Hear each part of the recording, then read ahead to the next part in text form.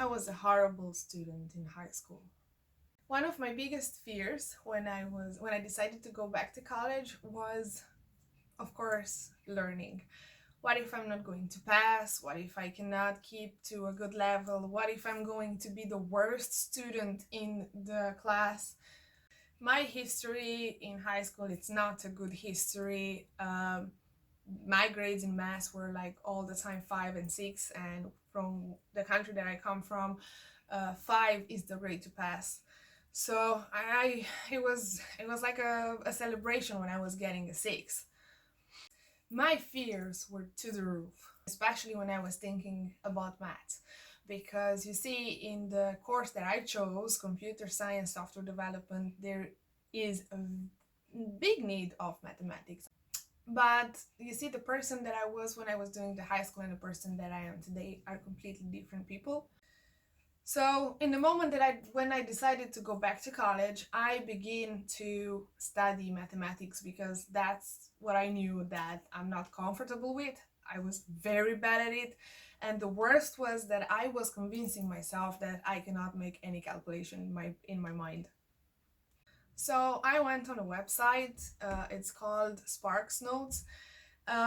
Today I think you have more than that. You have the khanacademy, you have Quora, you have so many other platforms where you can study that. But 2 years ago I learned mathematics from scratch, like a first year grade mathematics.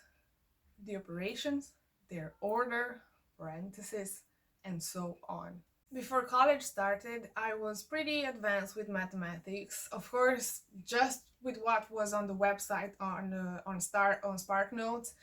And I went to college and I was still terrified that I'm not going to pass mathematics.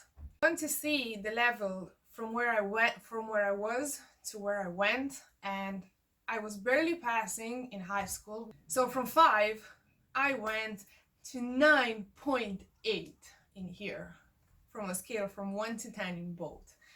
I haven't been so proud in my life, to be honest with you. Now, I know that I look like I was very fortunate with all the circumstances and with everything, like brains and everything and time and the job. But I want to tell everybody a secret, and that is that after the interview that I had with my college, I was diagnosed with melanoma stage 2, which is a type of skin cancer. And I was pronounced cancer-free one day before college started. I never saw myself not going to college after I took the decision, no matter what obstacle I had. First learning technique is that every day after I'm coming from college, I'm revising what I did that day in the lectures and in the labs.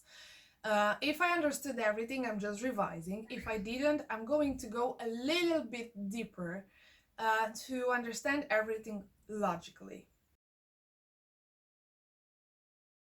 I do not memorize. I try to understand everything as logical as I can, because if it makes sense, it's easy to remember. Handwriting. So I know me as a person, I type, way faster than I am using my hand to write, but using your hand to write helps you to remember things, and that's a fact. Failure, because everything that's worth studying is going to be painful. I remember when I started studying for software development, I literally had headaches. So if it's painful, if you feel that you want to quit, if you feel it's not for you, that means that it is worth it and you should go forward. Energy. Before starting to study, be confident that you rested enough and that you ate something, because if you're tired, you're gonna read something and you're gonna think about something else, and in the end it won't make any sense and it's gonna look that it's very hard.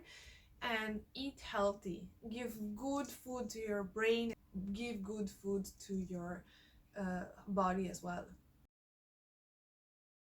What's very interesting is the 1% rule. As I said, I don't like to study too much at one time. So the 1% rule says that if you learn 1% every day for a year, at the end of the year you're gonna have 3,800% done.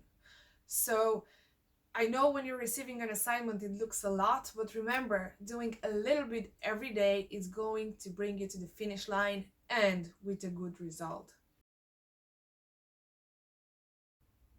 I made a small collection of mini clips with other mature students, and I'm going to share it with you next week. Have a wonderful week and see you in the next episode!